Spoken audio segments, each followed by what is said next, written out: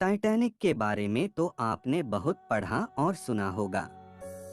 हम फिल्म की बात नहीं कर रहे हैं, बल्कि उस असली टाइटैनिक जहाज की बात कर रहे हैं, जिस पर फिल्म बनी थी। दुनिया के सबसे बड़े जहाज के तौर पर विख्यात टाइटैनिक को डूबे 109 साल हो चुके हैं। हमको पता है कि उसका मलबा कहाँ है, लेकिन आज तक उस मलबे को समुद्र से निकाला नहीं गया है।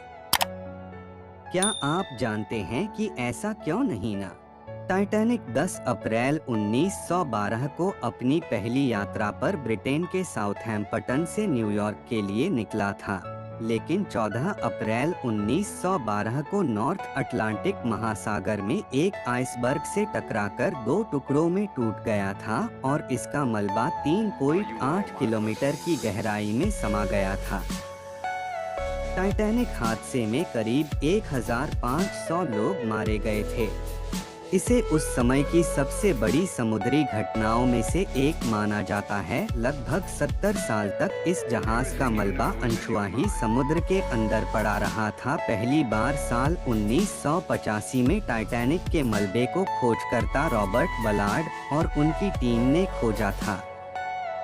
यह जहाज जहां पर डूबा था, वहां धूप अंधेरा है और समुद्र की गहराई में तापमान 1 डिग्री सेल्सियस तक पहुंच जाता है।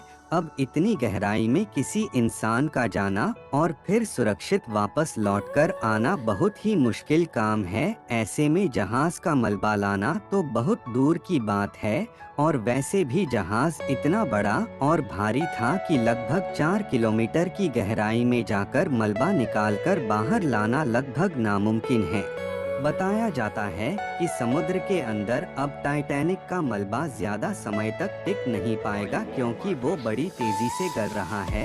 वैज्ञानिकों की माने तो आने वाले 20 से 30 सालों में टाइटैनिक का मलबा पूरी तरह गल जाएगा और समुद्र के पानी में विलीन हो जाएगा। दरअसल समुद्र में पाए जाने वाले बैक्टीरिया उसके लोहे से बने ढांचे को तेजी से कुतर रहे हैं, जिसकी वजह से उसमें जंग लगा जा रहा है। बीबीसी की एक रिपोर्ट के मुताबिक जंग पैदा करने वाले ये बैक्टीरिया हर रोज करीब 180 किलो मलबा खा जाते हैं। यही वजह है कि वैज्ञानिक मानते हैं कि अब टाइटैनिक की उम्र ज्यादा नहीं बची है।